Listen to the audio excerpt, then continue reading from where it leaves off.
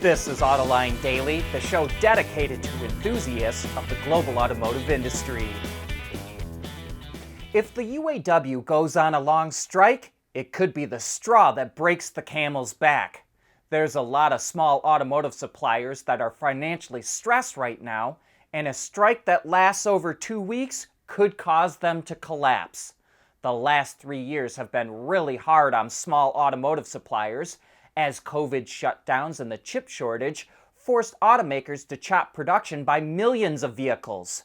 With interest rates at their highest levels in years, these small suppliers can't afford to borrow money simply to keep their operations going, and many of them couldn't get a loan anyway since they're not profitable.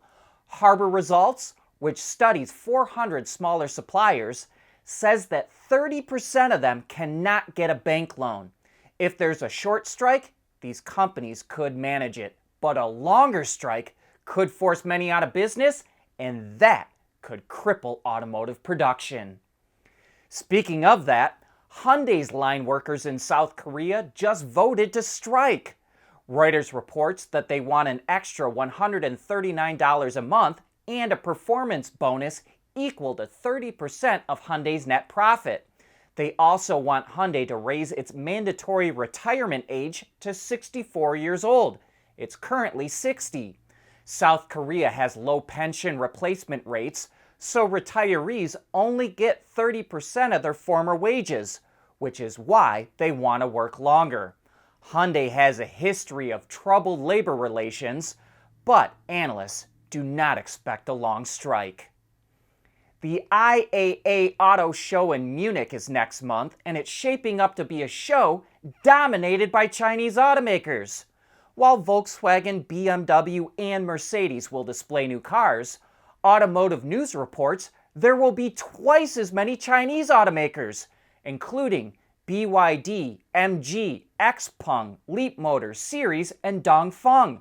CATL, the battery maker, will be there too. Some European auto execs have voiced their concern about Chinese EVs taking over the entry-level segment in Europe. Which automakers are the best at writing software? The Americans and the Chinese. That's according to an index created by Gartner, the consulting firm.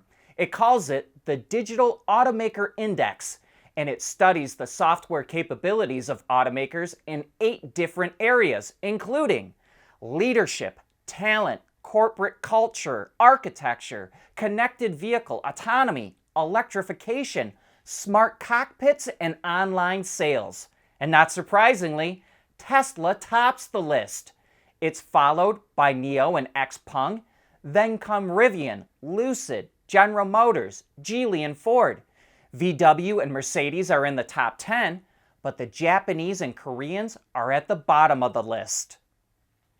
At Teijin Automotive Technologies, we combine world-class composite materials expertise with cutting-edge designs because, frankly, there are better ways to lightweight vehicles. So lighten up with Teijin Automotive Technologies, the formula for better mobility. Kia revealed the production version of the all-electric EV5 in China. The exterior styling stays very true to the concept, which was shown in March of this year. However, the interior is a different story. We'll say it follows the theme of the concept, a thin display under one piece of glass that rests on the dash, and a center console/armrest that seems to flow out of the front seats. But it's nowhere as futuristic looking. Unfortunately, there's not a lot of other details at the moment, but we should learn more soon.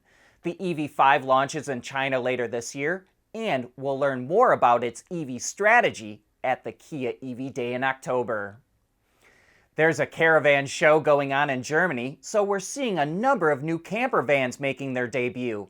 And here's the next-gen version of Ford's Nugget camper. It's based on the new Transit Custom, which features an all-new platform. So the Nugget camper benefits from the upgrades of that platform, including a new electronic architecture, all-wheel drive capability, and advanced powertrains. And for the first time, it will be available as a PHEV.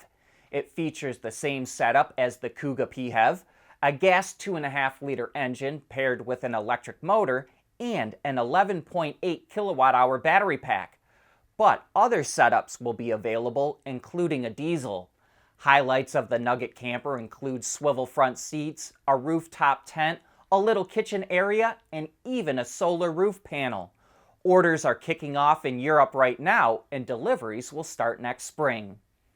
Mercedes also showed off the new camper version of its V-Class van, what it calls Marco Polo. Styling has been updated slightly with a deep plunging grille and a nicer looking interior, which includes dual 12.3-inch display screens. In fact, Mercedes will start putting nicer interiors in all of its vans when it launches its all-new van architecture in 2026, including new camper vans. The Marco Polo also features a new interface that allows owners to control camping functions right from the center screen or their phone, as well as a new air suspension system. Like the Ford van, it also features a rooftop tent and kitchen area, but its appliances pull out of custom drawers. And we've got one more camper reveal. And while the new Earth Cruiser kit for the Hummer EV wasn't revealed in Germany, it certainly fits with the overall theme. And it's like one of those campers that can drop into the bed of a truck, but much more sophisticated. The body is made from carbon fiber and is integrated directly into the chassis of the Hummer. The roof extends up to reveal a full-size RV mattress, as well as a small kitchen area and display screen. GMC says the Earth Cruiser kit will be available to owners sometime next year. Sales of new vehicles are expected to be strong in the US this month. According to a forecast from J.D. Power and Global Data, automakers will sell more than 1.3 million new vehicles this month, up 15% from a year ago. That includes both retail and non-retail or fleet transactions. Part of the growth is due to improving inventory levels, which are expected to be nearly 50% higher than they were last year. And while average transaction prices are estimated to go down 1.2% this month, car buyers are expected to spend $47.8 billion on new cars, which is 10.5% more than last year and a record for the month of August. Carlos Ghosn, the former CEO of Renault and Nissan, is the subject of a new docu-series on the Apple Plus streaming service. The 4-part series will give a detailed look at his life, from his childhood to his rise to become the head of Renault and Nissan, and of course, his dramatic escape from a Japanese prison to flee to Lebanon in order to avoid charges that he misappropriated Nissan money. But that brings us to the end of today's show and this week. Thanks for tuning in, and I hope that you have a great weekend.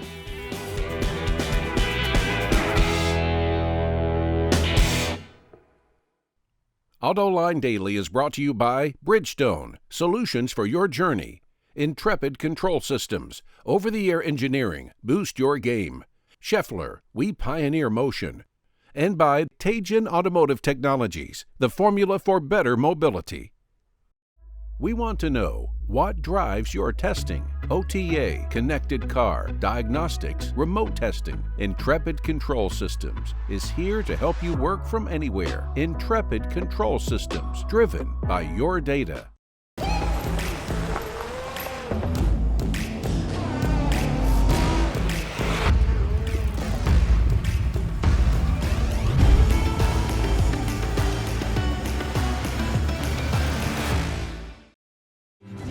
At Scheffler, we pioneer motion.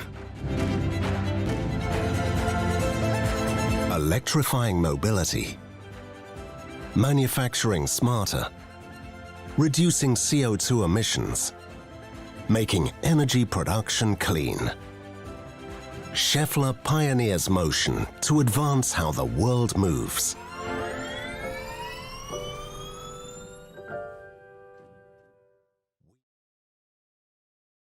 Ward's is the industry leader for news, data, and analysis. That's why companies across the globe subscribe to our premium service, maybe even your own. Log in for subscriber access now. Check your company's intranet for details and rely on wardsauto.com to keep you informed.